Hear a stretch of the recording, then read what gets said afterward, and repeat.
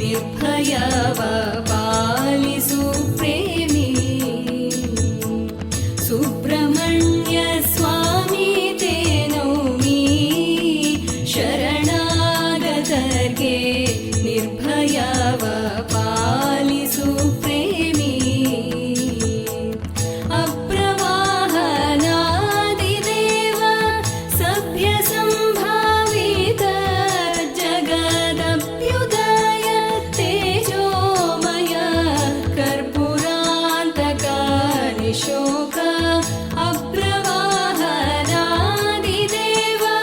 ಸಭ್ಯ ಸಂಭಾವಿತ ಜಗದಭ್ಯುದಯ ತೇಜೋಮಯ ಕರ್ಪೂರಾಂತಕ ನಿಶೋಕ ಸುಬ್ರಹ್ಮಣ್ಯ ಸ್ವಾಮಿ ತೇ ನೌಮಿ ಶರಣಾಗತರ್ಗೆ ನಿರ್ಭಯವ ಪಾಲಿಸು ಪ್ರೇಮಿ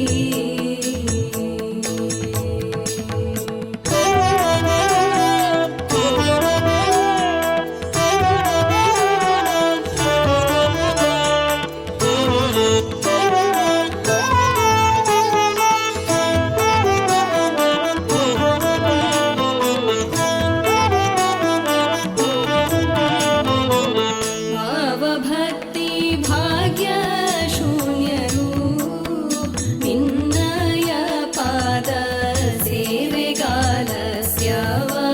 ಮಾಡ್ಪರು ಭಾವಭಕ್ತಿ ಭಾಗ್ಯ ಶೂನ್ಯರು ನಿನ್ನಯ ಪಾದ ಸೇವೆಗಾಲಸ್ಯವ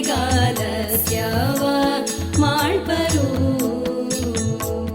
ಕೇವಲ ದುರ್ಜನರು ಬಾರರು ದೇವದೇವ ನಿನ್ನ ಕರುಣಾವಲಂಬಿಗಳನ್ನೆಲ್ಲ ಕಾವನೇ ಮಹಾನುಭಾವನೇ ಸುಬ್ರಹ್ಮಣ್ಯ ಸ್ವಾಮಿ ತೇ ನೌಮಿ ಶರಣಾಗತರ್ಗೆ ನಿರ್ಭಯವ ಪಾಲಿಸು ಪ್ರೇಮಿ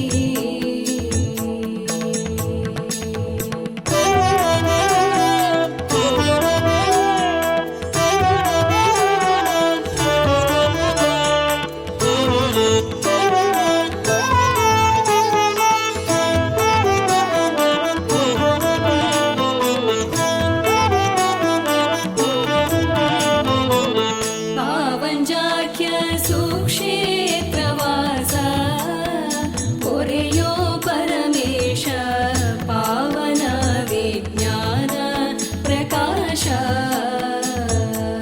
ಪಾವಂಜಾಖ್ಯ ಸುಕ್ಷೇತ್ರವಾಸ ಪೊರೆಯೋ ಪರಮೇಶ ಪಾವನ ವಿಜ್ಞಾನ ಪ್ರಕಾಶ ಭಾವಜೋಪಾಮಾಲಾವಣ್ಯ ಕೋವಿದಾಗ್ರಗಣ್ಯ ಮಹಾದೇವ ಲಕ್ಷ್ಮೀ ನಾರಾಯಣನ ಸೇವಕ ಬುದ್ಧಿದಾಯಕ ಸುಬ್ರಹ್ಮಣ್ಯ ಸ್ವಾಮಿ ತೇ Naomi ಶರಣಾಗತರ್ಗೆ ನಿರ್ಭಯವ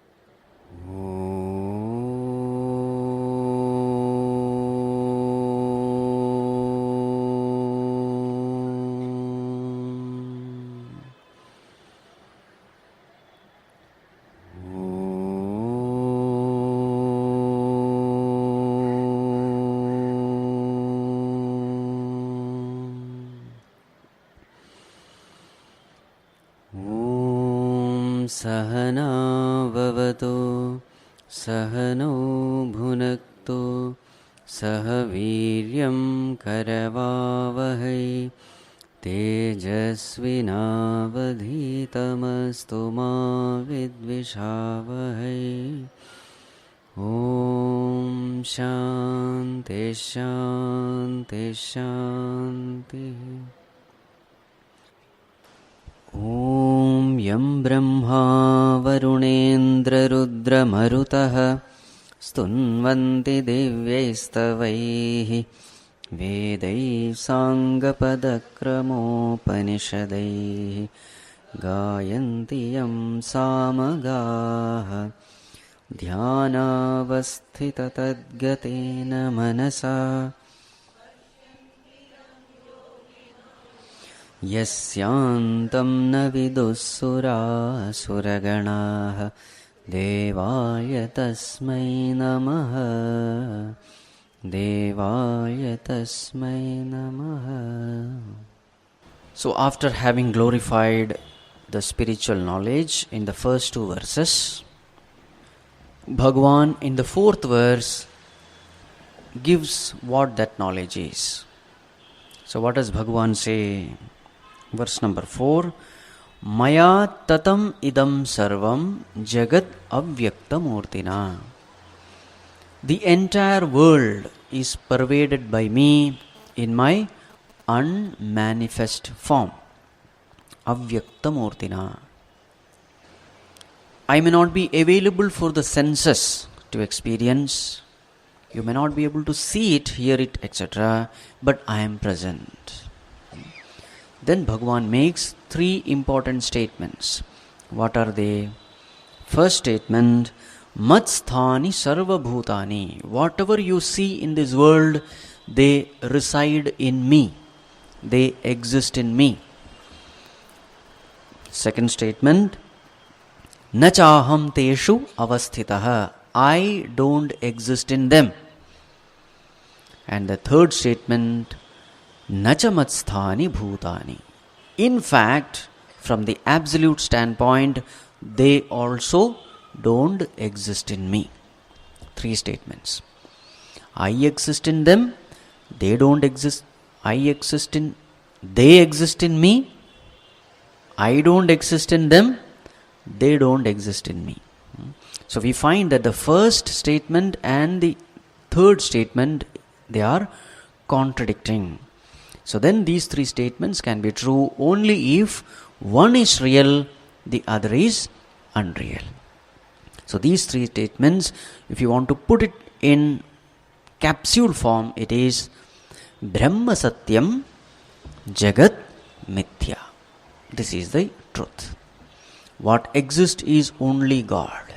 If you find that there is something else which is existing, it is only an illusion. So yesterday we had seen what this truth is.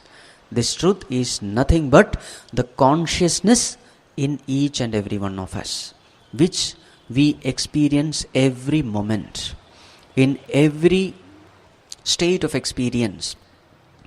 Whether we are in the waking state, whether we are in the dream state or in the deep sleep state, one experience is common, and that experience is the experience of consciousness. In the waking state, we are aware. We are aware of the world.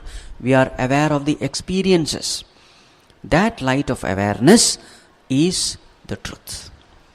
What about the dream? Are we aware of this consciousness? We are. The dream world is experienced in the light of consciousness. You are conscious of the dream world, which means consciousness is present. What about deep sleep? We say in deep sleep we are unconscious. It is not unconsciousness. In deep sleep we are having a knowledge. And what is that knowledge? That I don't know anything. This is the experience. So in order to know nothing, in which light are you knowing nothing? It is again in the light of consciousness. You are conscious that you knew nothing in deep sleep, isn't it? It only proves that consciousness was present there also. Yes, you were not conscious as an ego. As the individual, you are not present. You are not present because in deep sleep, the ego vanishes. In deep sleep, the ego vanishes because the ego is also a notion which you had gathered about yourself. Any notion is a thought. Every thought vanishes in deep sleep. Therefore, the ego also vanishes. But consciousness is present. The very fact that we are experiencing nothing shows that there was an experiencer to experience nothing. So therefore this experiencer is none other than pure consciousness. And that itself is the truth. I slept well. If you want to say I slept well, that sleeping experience is an experience, and that experience proves that there has to be an experiencer, and that experiencer is none other than consciousness. So therefore you will find in the waking state, in the dream state, in the deep sleep state, there is one thing which is constantly present, and that is the presence of pure consciousness. So therefore we say this consciousness is the truth, because whatever is the truth can never be denied, can never be negated, can never be falsified. It will be present all the time. This is the proof. The proof of whether something is true or not. The proof is it will be present all the time. And you will find this is the only thing which is present in all the three states of experience, the presence of consciousness. So when Bhagavan says Matsthani Sarva Bhutani, what has to be understood? When Bhagavan says I, this I is none other than pure consciousness. All the beings exist in me. Now what is our experience? We think consciousness is inside the body. But actually the fact is you are inside consciousness. We think mind is inside the body. The fact is body is inside the mind, isn't it? When do you experience the body? In the waking state of the mind, isn't it? So when your mind is in the waking state, you experience the presence of this body and the presence of the world. So therefore, it becomes clear that the world and this body is inside the mind. Now again the mind, where do you experience the mind? In consciousness. You are conscious of a particular thought which rises in the mind. You are conscious of that thought and you are conscious of the thoughts dying down. So therefore what supports the thought? It is again consciousness. So therefore we say mind resides in consciousness. So ultimately what is the support? The support is consciousness. So this is what it means. Matsthani Sarva Bhutani. All beings exist in me. All experiences exist in me. Whatever you experience in this world, everything resides in me. Nachaham teshu avasthitaha. I don't reside in them. Meaning what? I don't depend on them. Whether they exist or not, I always exist. My existence is independent existence. It is not a borrowed existence. Everything else is a borrowed existence. Mind exists because of consciousness, so therefore mind has a borrowed existence. World exists because of mind, so therefore world has a borrowed existence. But whereas the existence of this consciousness, it is not borrowed, it is independent, it is absolute. Nachaham teshu avasthitaha. Nachamatthani bhutani.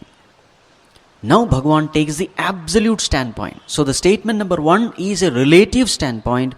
It is a worldly standpoint, whereas statement number 3 is absolute standpoint. And from the absolute standpoint, what is the truth? Nachamatthani bhutani. There is nothing else existing other than me. If at all you experience existence of anything other than me, that is an illusion. Like snake on the rope, like mirage waters on the sand, etc. Jagat is mithya. What is Satyam? Brahma is Satyam. This Brahma is nothing but this pure consciousness. This Sat Chit Ananda Atma. So Bhagavan says, Pashyame Yogamaishwaram. Look at my divine Maya. Something is not existing and you are seeing it. Something is existing and you are not seeing it. Look at this Maya. What we experience is not there. What is not there is experienced. This is called Maya.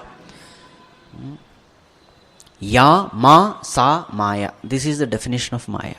That which is not is Maya. So therefore, what is the essential thing which we have to do at the seat of meditation? Shift the attention from that which is not to that which is.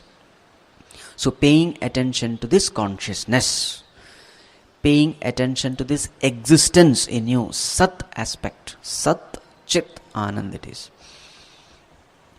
Pay attention to the easiness which you are feeling, to that existence which you are feeling, or pay attention to the consciousness because of which you are conscious of the world. They are all called as Nirguna Nirakara Dhyana. Not paying attention to the thought fluctuations, but paying attention to the essence in you. Shifting the attention from the non-real, paying attention to the real. This is all what you have to do. Now what does Bhagavan say? Bhuta Bhrit Nacha Bhutastaha Mamatma Bhuta Bhavanaha. Bhagavan says, I am Bhuta Bhavanaha. All beings come from me. I am Bhuta Bhrit. I am the supporter, the nourisher of all the beings. But at the same time, Mama Atma Bhutastaha Na.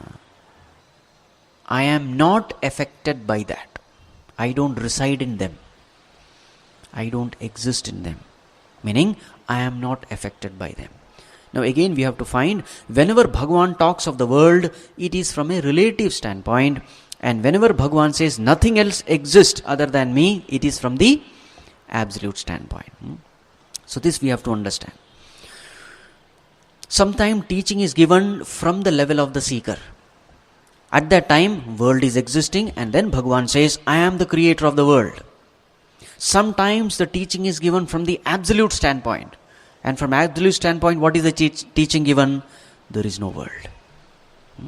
So you have to understand, whenever mention of the world is made in the scriptures, understand it is for the sake of the seekers. Because as far as the seeker is concerned, he is experiencing the world.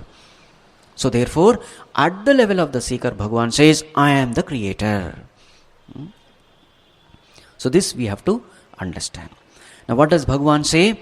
Though from me everything is born, in me everything resides, but I am not affected by them. I am least affected by them. In order to make this point clear, Bhagavan gives an example. Let us see the example. Verse number 6.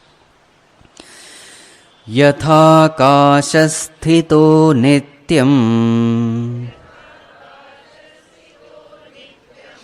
vayus sarvatra go mahan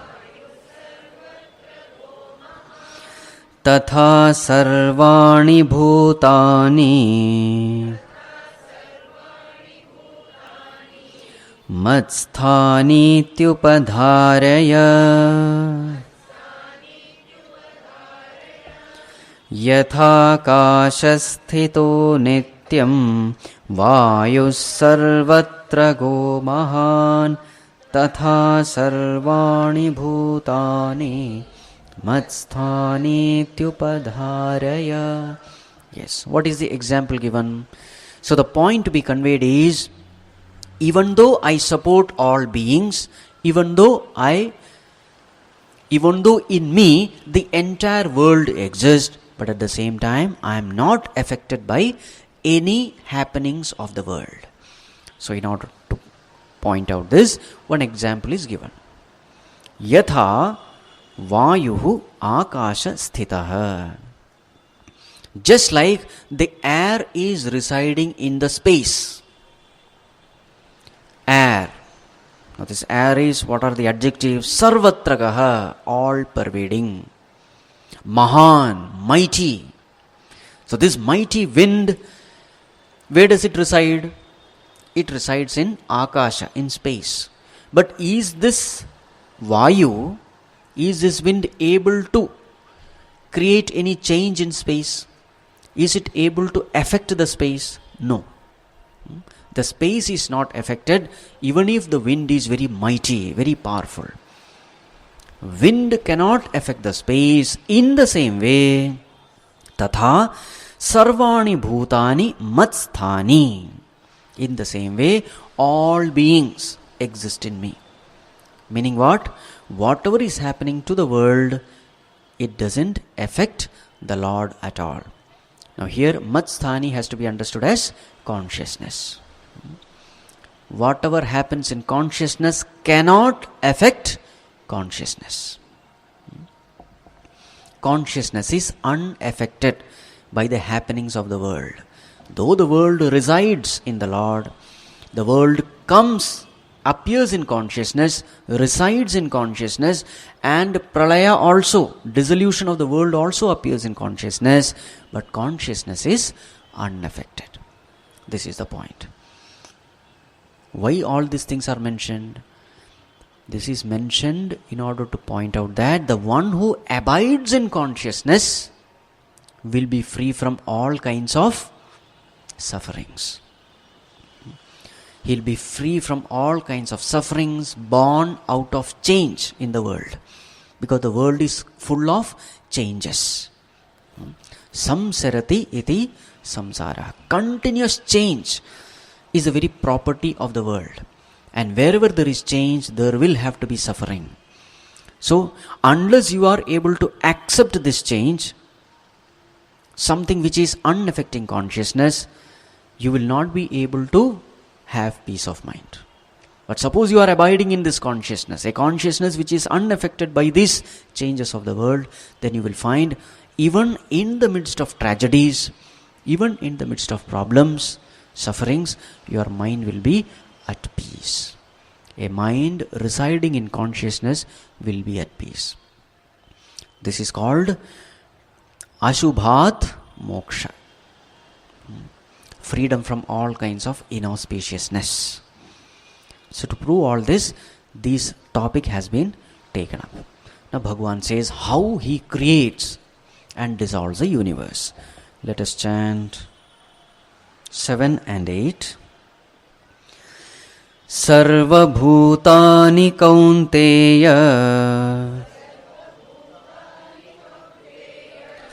prakritim yanti mamikam kalpakshaye punastani kalpadau visrajamyaham prakritim swamavashtabhya visrajami punah punah bhutagramamimam kritsnam avasham prakritervashat sarvabhutani kaunteya prakritim yanti mamikam kalpakshaye punastani kalpadau visrajamyaham prakritim swamavashtabhya visrajami punah punah bhutagramamimam kritsnam avasham prakritervashat. Yes. What does Bhagavan say? Hey Kaunteya, kalpakshaye sarvabhutani mamikam prakritim yanti. During kalpakshaya, during the end of kalpa, during the end of creation, during dissolution, during pralaya, what happens? Entire creation, they merge back into me. sarvabhutani mamikam prakritim yanti. The entire creation merged back into me during pralaya, during dissolution of the universe. And then kalpadau, and when the creation begin, tani aham punaha visrajami, I create them again from myself. So during pralaya, the entire creation merges back into me, and during creation, the entire world comes out of me. The best example to understand this is sleep. During sleep, what happens? The entire world merges back into us, isn't it? And what is the experience of sleep? Experience of nothingness. And then how do we get up?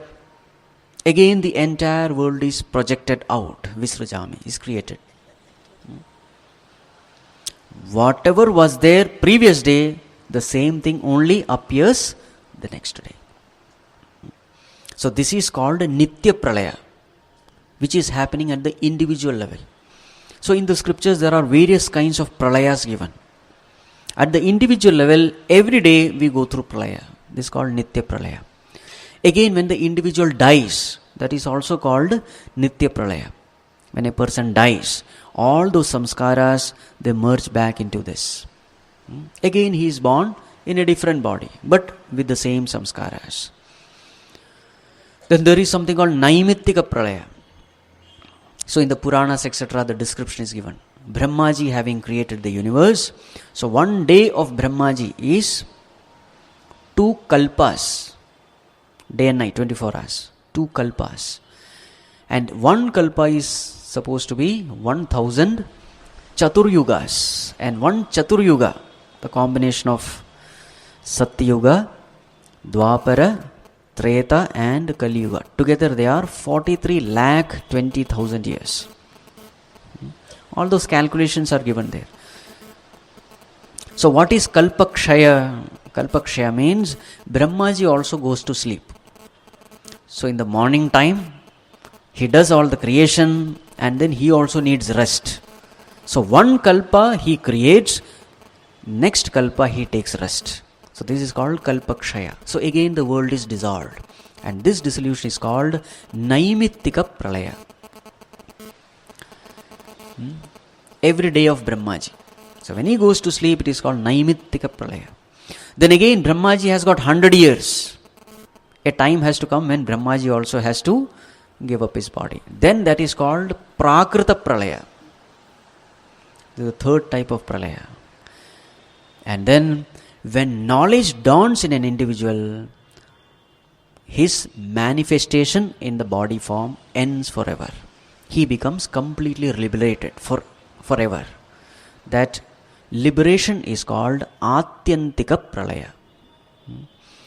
So various kinds of pralayas are mentioned in the Puranas. Nitya, Naimittika, Prakrita and Atyantika Pralaya. Atyantika Pralaya means there is no more coming back. Once and for all, it is over. And how do you gain this Atyantika Pralaya? By gaining this knowledge.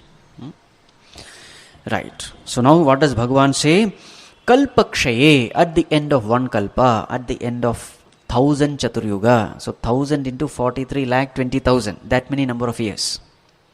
All those calculations are there in the Puranas. So at the end of 1 kalpa, all the beings, they merge back into me. And again in the beginning of kalpa, all these beings, they come back out of me. Now the question is, Bhagavan, on what basis do you again create them? Visrajami, it is said, I create. On what basis do you create? So Bhagavan says, Swam prakritim avashtabhya prakrite vashat avasham imam kritsnam bhuta gramam punaha punaha visrajami. I create this entire species.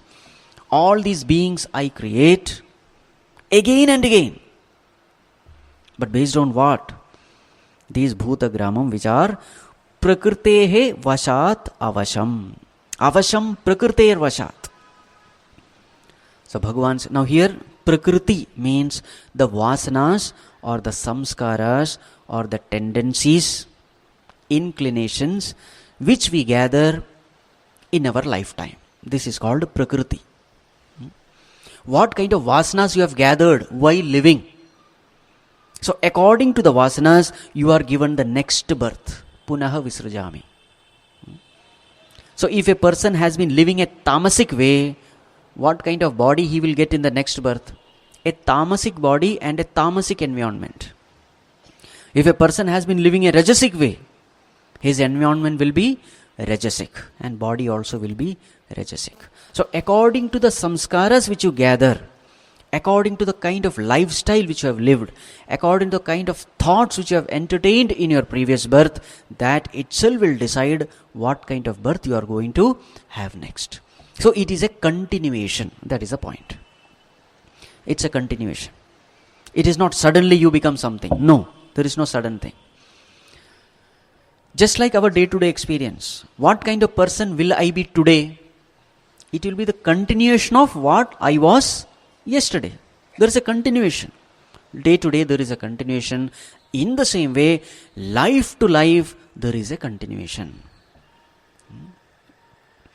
So whatever desire a person entertains at the time of death, these are the desires which will decide where he will be born in the next birth. All these discussions comes in the 6th chapter, where Arjuna asks Bhagavan, suppose I am trying to perform all this sadhana, and suppose that I am doing sadhana and before reaching you I die, what will happen? All my efforts will become a waste. So then Bhagavan assures him that Arjuna, don't worry, nahi kalyana krit kaschit durgatim tata gacchati. Whatever knowledge you have gained in your previous birth, whatever attainment, whatever evolution you have gained in the past birth, it will never go as a waste. In the next birth, you will continue from where you have left. Whatever you have learned, you will just revise it. And all those things will just come naturally to you without any effort, because you have already mastered those things in your previous birth. So then from there, you continue your journey. So therefore, don't worry at all. The point is, even if you are old, don't say, already I am old, now what is the use of this knowledge? No. Don't stop there. Continue. At least in the late part of our life, I have gained this knowledge. So let me continue my sadhana. Nothing goes as a waste. This is the point. So here what does Bhagavan say? I don't create beings according to my whims and fancies. I create them according to the vasanas they have gathered, according to the tendencies. Now here that is not the main point. The main point is all the beings merge back into me and come from me. So as a creator, I am the one who is creating, sustaining and dissolving all beings. Now suddenly Bhagavan says, I am not the creator. Again, Bhagavan makes a contradiction. Let us chant verse number 9 and 10. न च मां तानि कर्माणि निबध्नन्ति Dhananjay उदासीनवदासीनम्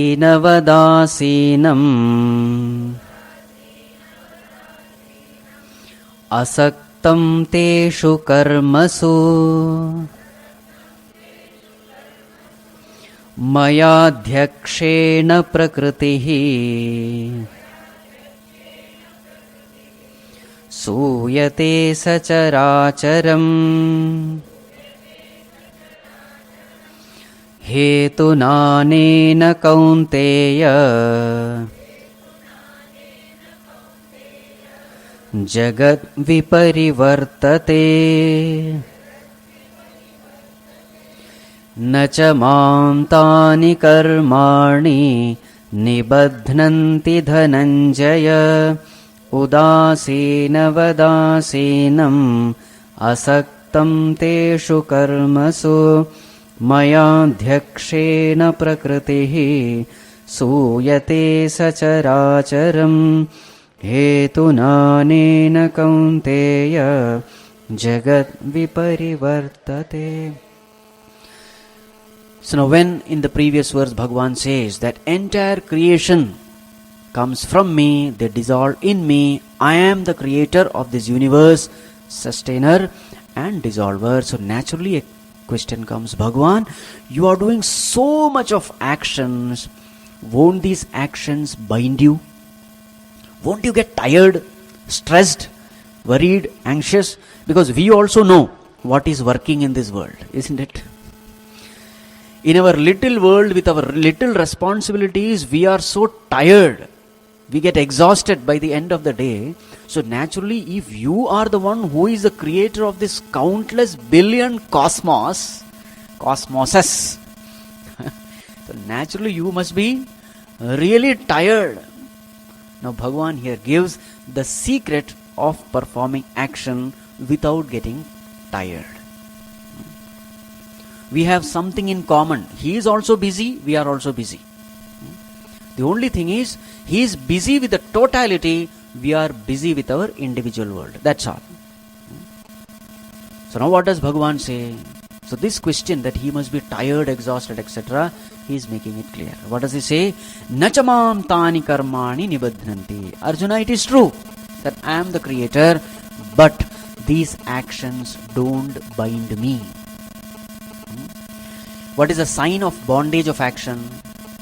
The sign of bondage is you experience anxiety, worry, misery, stress, strain. These are all the signs that actions are binding us. These are all the symptoms of bondage. Whenever the mind is disturbed, when we take up responsibility and try to fulfill it, the disturbance is a symptom of bondage. So what does Bhagavan say? Even though I do all this, really speaking, I am not bound. None of these negativities, imperfections are there in me. Then what is your attitude, Bhagavan? Udasinavat asinam. Asinam, seated. How? Udasin. Udasinavat means like a person who is totally indifferent. The one who is not even bothered of what is happening. Asaktam, unattached. Teshu karmasu. In all those activities of creation, sustenance and dissolution, what is my attitude? I am totally indifferent and totally unattached. Such a wonderful state, isn't it? On one side action is happening, on the other side there is absolute peace. How do you do it? So Bhagavan says, Maya adhyakshena prakritihi characharam suyate. This is the key point. How to work without getting stressed. Bhagavan says, in my presence, Prakriti does everything. All the creations are created by Prakriti merely in my presence. I just preside over the function of creation, sustenance and dissolution.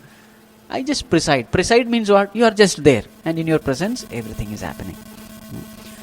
Anena hetuna jagat viparivartate. All functions of the world take place because of this. I just am present. Now earlier Bhagavan said, I create. Now what is he saying? I am just present in creation. Now you may say, how can it be? On one side Bhagavan is saying, I do everything. On the other side Bhagavan says, I don't do anything. On one side Bhagavan says, I do everything. On the other side Bhagavan says, I don't do anything. Now this has to be understood. If you can understand this, this can be practiced in our lives also. Because whatever he is doing, let us do it. Whatever is happening in the macrocosm, the same thing happens in the microcosm. So here is a Lord who is creating countless billion cosmoses and not getting affected. And here are we, a little problem. One family we are not able to maintain. What is the difference? Knowledge makes all the difference. Now we have to understand how Bhagavan is able to do this. For this, let us try to understand this concept doing at the same time not doing. Let us try to understand these concepts using some examples. Example number 1, fire. I am putting a statement. Fire is cooking food. Yes or no? Fire cooks food. Yes? Now, this statement appears as though fire is doing a lot of things. There is a lot of struggle. Because cooking is a verb. Verb means some action is happening. Yes? So wherever action is happening, what is our experience? There is tiredness, exhaustion. Now if you ask fire, are you getting exhausted while cooking food? What will fire say? No. In fact, I am doing nothing. In my presence, cooking is happening. I don't cook food. In fact, I am not even aware that food is being cooked. Yes or no? Try to understand. Feel as though fire has life and you are asking this question. But externally what it appears? It appears that fire is doing a lot of work. The entire food for thousands of people is being cooked. Right? Lot of work. It appears as though fire is doing a lot of work. But actually from the standpoint of fire, there is no work happening. Without fire, cooking will not happen. Definitely fire itself is cooking food. But is there any exhaustion on the part of fire?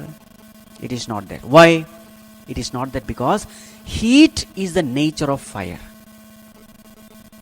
It is the heat which is cooking food. The food is being cooked because it is the nature of food to get cooked in the presence of fire, in the presence of heat, and heat is the nature of fire. Anything that which is our nature, remember, it will not exhaust us. Anything which is our nature will not exhaust us. It just happens. It is spontaneous. It is natural. It is exhaustion free. Yes or no? Yes. So now you see this. Fire is cooking food from one angle. At the same time, fire is not cooking food. In the sense, fire is not doing anything. It is a doer also. At the same time, it remains a non-doer also. Try to understand this. Another example. The fuel in the car. Why does the car move? Because of fuel, no doubt. But suppose the driver causes accident. He hits the car to some tree and all that. Can you blame the fuel? It is because of the fuel that accident has taken place. Therefore, we must punish the fuel. Can you say that? No. Whom will you blame? The driver. But without the fuel, car cannot move. So on one side, yes, car moves because of the fuel. On the other side, actions performed by the equipments, you cannot give credit to the fuel. In the presence of the fuel, the vehicle is moving. Vehicle is moving means the equipments are performing actions according to their nature. So the very same fuel makes a car move. The very same fuel makes a plane fly. By itself, fuel does nothing. In its mere presence, we can say, all these things happen. Yes or no? In its mere presence, things happen. Another example, electricity. In the presence of electricity, bulb is able to give light. Fan is able to rotate. Without electricity, it wouldn't have been possible. But the ability of the bulb to give light, it is because of its nature. The ability of the fan to rotate, it is because of its nature.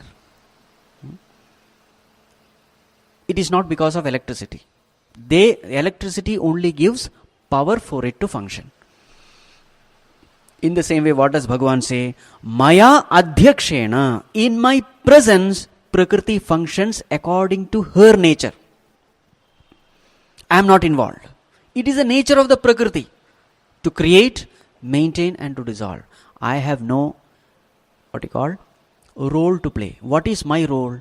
In my presence it happens. Meaning, I lend sentiency to Prakriti to perform all these actions. This is the important point. I am the sentiency giving principle. That's all. Just like the car become capable of moving in the presence of fuel. Just like the bulb is capable of giving light in the presence of electricity. In the same way, consciousness is able to lend sentiency to the matter in its presence. Matter means, what are the things which come under matter? Matter means 5 elements. What are they? Space, air, fire, water, earth. 5 elements. So whatever you see in this world, it is a combination of 5 elements. This is called as Prakriti or matter. Anything that you see in this world is a combination of 5 elements. What about the body? Body is also made of 5 elements. Even the mind is also made of 5 elements. Correct? So now what we have to understand? Bhagavan says, in my presence, Prakriti gets its power to function. This is the secret. How can we apply it in our life? Understand, we are also a combination of consciousness and matter. There is consciousness which is enlivening the matter envelopments. What are the matter envelopments? Body, mind, intellect. The body is sentient because it borrows sentiency from consciousness. So therefore, body is able to function. Mind appears sentient, alive, because it borrows sentiency from consciousness. By itself, they don't have sentiency. They are inert. Jada. What do you mean inert? Inert means it has no life. It is not capable of knowing itself, doing anything. It is not capable of doing anything by itself or knowing its own presence. This is called as jada or inert. So now what do we see? We see that the body is functioning, the mind is functioning, intellect is functioning. All of them are functioning because of what? Because of the presence of consciousness. To take a slight diversion from this topic, consciousness is present everywhere. Then how can body die? If you say consciousness is enlivening the body, can the body die? Consciousness is all pervading. All pervading means body is also in consciousness. Then how is it that the body is able to die? So this basics have to be understood. Consciousness cannot derive sentiency body cannot derive sentiency directly from consciousness. It can derive it only from the mind. This is the whole thing. From consciousness, mind derives sentiency, mind, intellect, whatever. In short, Sukshma Sharira. Sukshma Sharira derives sentiency from consciousness, and from Sukshma Sharira, the body derives sentiency. This is how it goes. It is not direct. Body by itself cannot derive sentiency from consciousness. It has to go through Sukshma Sharira. Sukshma Sharira means mind intellect complex. To give an example, suppose there is a dark room. Sun is there, but the room is dark because there is a roof. Now suppose you want to illumine the room. What do? You take a mirror and then reflect that light into the room. Yes or no? Yes. So the light from the sun comes to the mirror, right? And the reflected light goes into the room, and now the room appears bright. Can the sun directly illumine the room? No. Only the reflected light can illumine the room. Right? Suppose you remove the mirror. What will be the room now? It will be dark. It is the same thing. So in the same way, now mirror means what? Sun means consciousness. Mirror is Sukshma Sharira, mind intellect complex, and this dark room is body. This is the whole thing. So what happens when a person dies? What happens? Does it mean consciousness has gone? Consciousness cannot go because it is infinite. It's everywhere. So what happens is, at the time of death, only the Sukshma Sharira leaves the body. This is what happens. So there is no more Sukshma Sharira in order to lend sentiency to the body. So the body appears dead. It is no more able to interact with the world. It is, we say, it is dead. So what happens at the time of death? Sukshma Sharira leaves. That's all. Is the Sukshma Sharira alive when it leaves the body? It is alive because it takes sentiency from consciousness. So it is alive. So at the time of death, what happens? Now this Sukshma Sharira is called as Jivatma, which leaves. And then what it does? It goes and takes another body according to the samskaras, etc. So this has to be understood. The point to be mentioned here is, body, mind, intellect derives sentiency from one single source. And what is that source? Consciousness. Now the question is, what is the mistake we have done? Who are we in essence? Consciousness. We are consciousness wrapped in matter envelopments. Body, mind, intellect. The mistake we have done is, instead of identifying with consciousness, what have we done? We have identified with what we are not. And what is that which we are not? The BMI. Body, mind, intellect. BMI. So consciousness identified with BMI is what is called as the ego. Pure consciousness is God. But this God or this pure consciousness, when it identifies with BMI, what is the experience of consciousness? It experiences limitation. And then what happens? This consciousness identified with BMI is what we call as ego or the Jivatma, etc. The individualized ego or ahankar. These fundamentals have to be clear. And now, just imagine, what is the nature of BMI?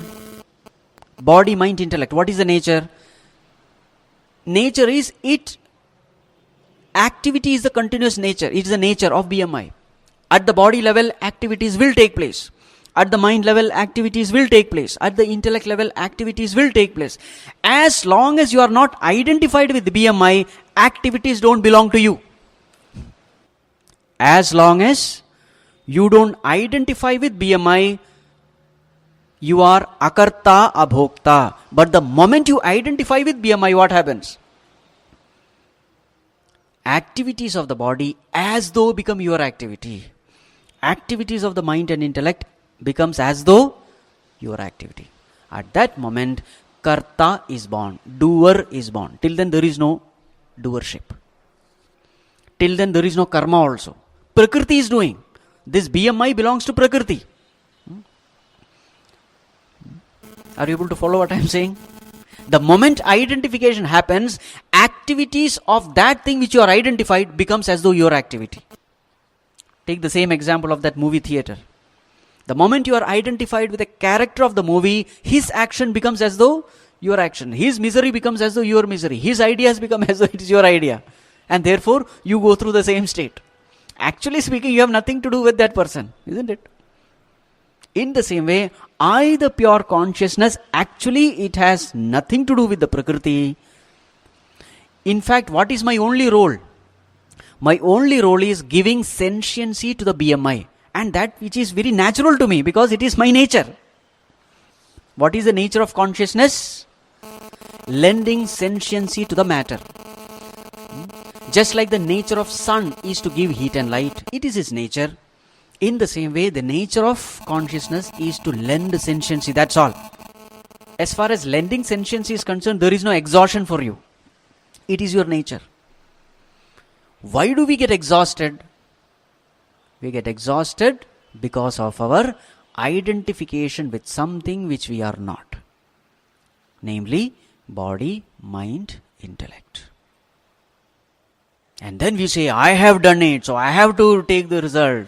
I am waiting for the result because it is my action, it is my idea, I must start.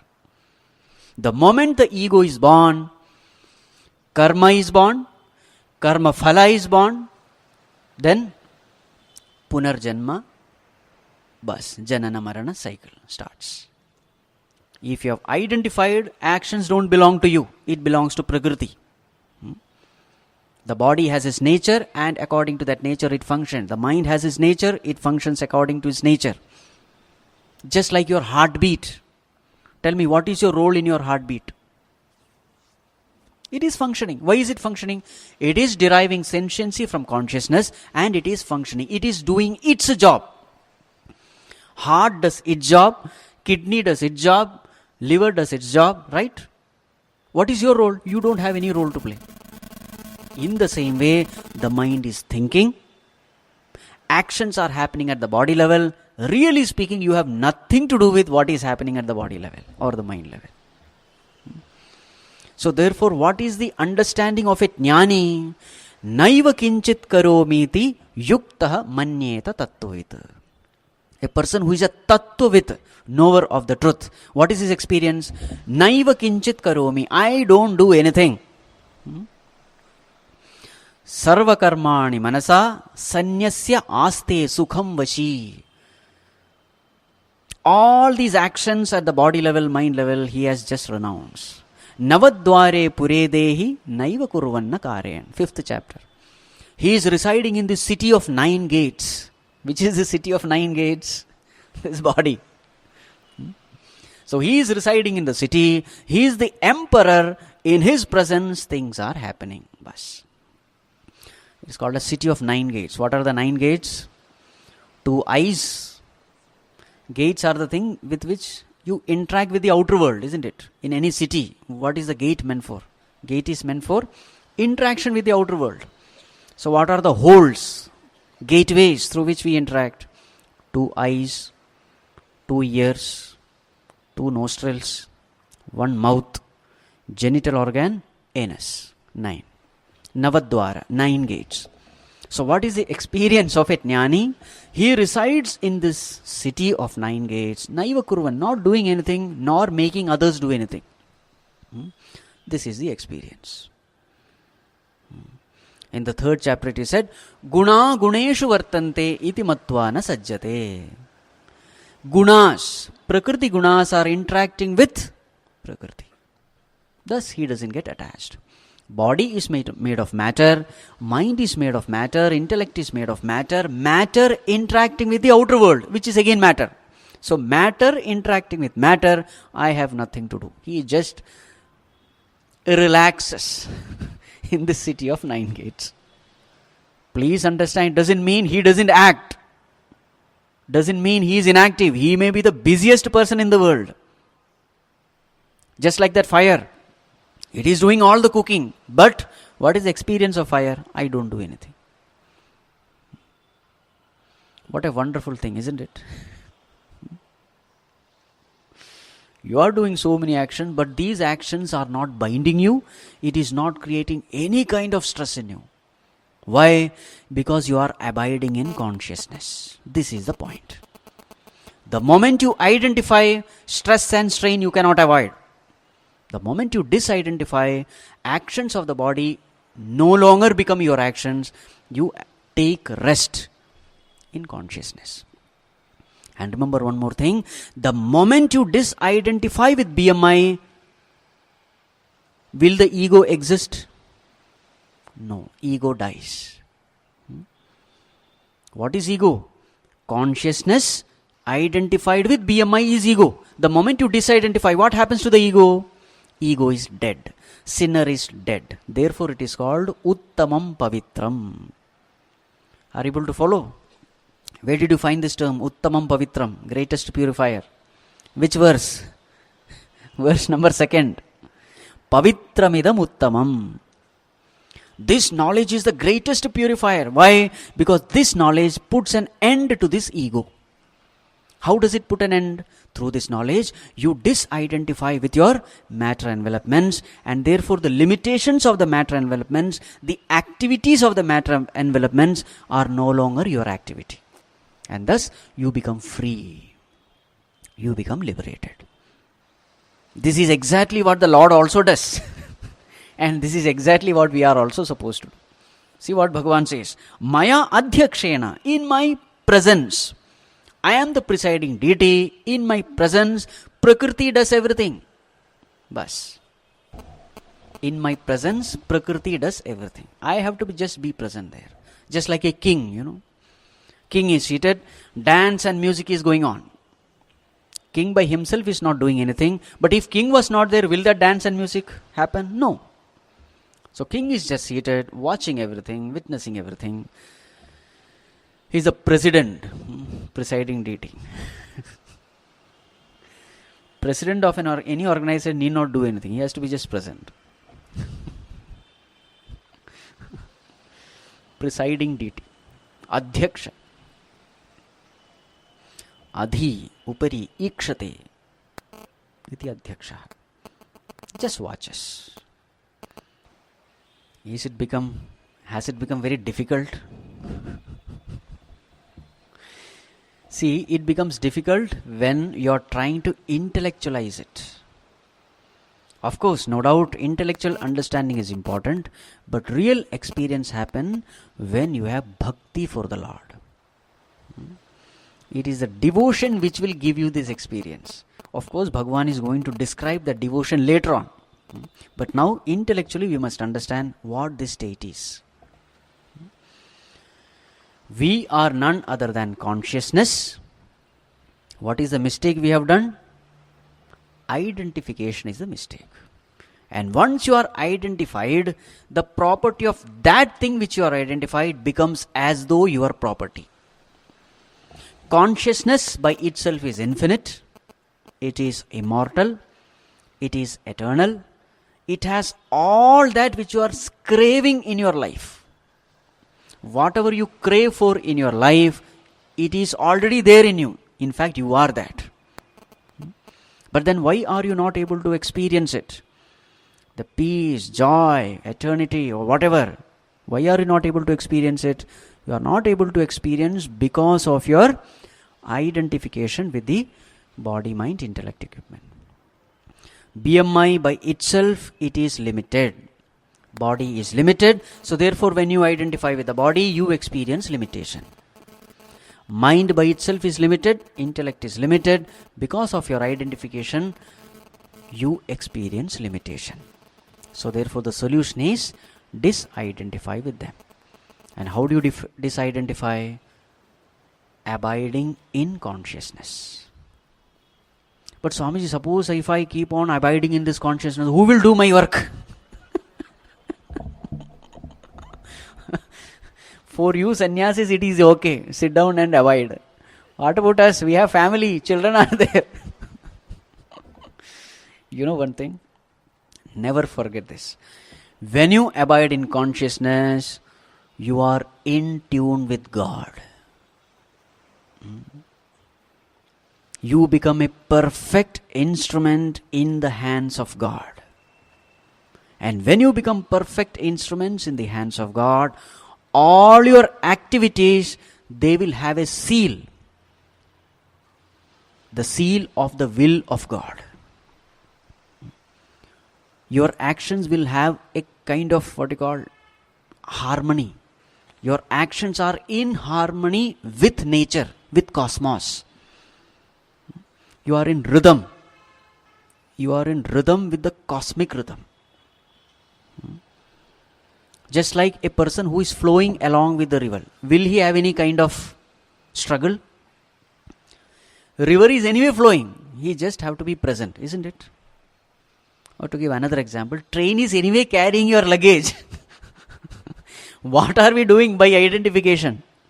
Take the luggage and put it. If I don't carry, who will carry? You are being carried. You are a part of this cosmos. Are you aware? You are not a separate entity altogether. You are a part of this cosmos and there is a rhythm. Be in tune with the creator of the cosmos and there will not be any exhaustion. Well, the choice is up to you. You can keep the luggage upon your head. But it will be unnecessary exhaustion. That's all. Ultimately, you will get tired for nothing. So when you say that, who will take care of my thing? Arey, body, mind, intellect, let it take care. You abide in God. So what happens when you are in tune with God? Whatever has to happen, such ideas will come. The mind will say, okay, this has to be done. Though that feeling is there, that this has to be done, there is no, worry or tension. What will happen if it doesn't happen? That will not be there.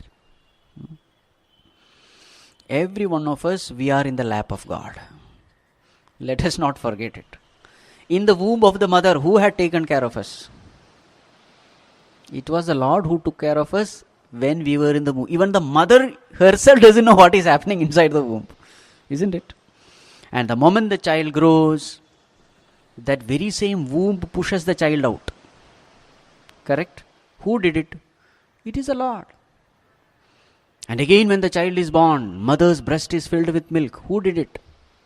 It is the Lord. So if the Lord is doing everything for us, won't He take care of your responsibility also? If this simple faith you have, your mind will be at peace. Abidance in consciousness means having trust in Lord. They may appear to be very technical term, but it is nothing but being in tune with God. Having a trust that there is an omniscient God who is taking care of all of us. I need not worry. So if He has given a problem, the problem has come from the world is His creation. So if there is a problem, definitely He will give me solution to deal with the problem also. He will give me resources to solve the problem also. If just this one trust is there, you will find your mind becoming at peace. It remains at peace. The moment you forget the bigger picture, that you are a part of this cosmos, the moment you forget the bigger picture, suddenly tension, worry, anxiety comes. That's all what you have to do. So tell me, living happily, is it easy or difficult? It is the most easiest thing. Most easiest thing. Because everything is already taken care. You are unnecessarily worrying by imagining things which will never happen. Now imagination has no limits. You can imagine anything and make yourself miserable. This is all what you have to do. Just remain in the lap of your Creator like a child. In this world, if there is one person who has no worry, that is a child. And remember, child knows nothing about this world. Child knows nothing about this world, and that child is the happiest. What does it mean? All your knowledge in the universities is useless. Isn't it? So this is what Bhagavan says. Maya adhyakshena prakritihi suyate sacharacharam. And what is his attitude? Udasinavat asena. Totally relaxed. Prakriti is taking care of everything. I relax. And this is what Bhagavan asks us to do. Relax. Enjoy your life. Right? But with right understanding. If this right understanding is not there, you can make your life miserable. Right? So this particular topic gets over. Now Bhagavan says how people make their life miserable without this knowledge. That we will take tomorrow. Om Sarve Bhavantu Sukhinah Sarve Santu Niramayah Sarve Bhadrani Pashyantu Ma Kaschit Dukkha Bhag Bhaved Asato Ma Sadgamaya Tamaso Ma Jyotirgamaya Mrityorma Amritam Gamaya. Om Shanti Shanti Shanti. Harihi Om Shri Gurubhyo Namaha. Harihi Om.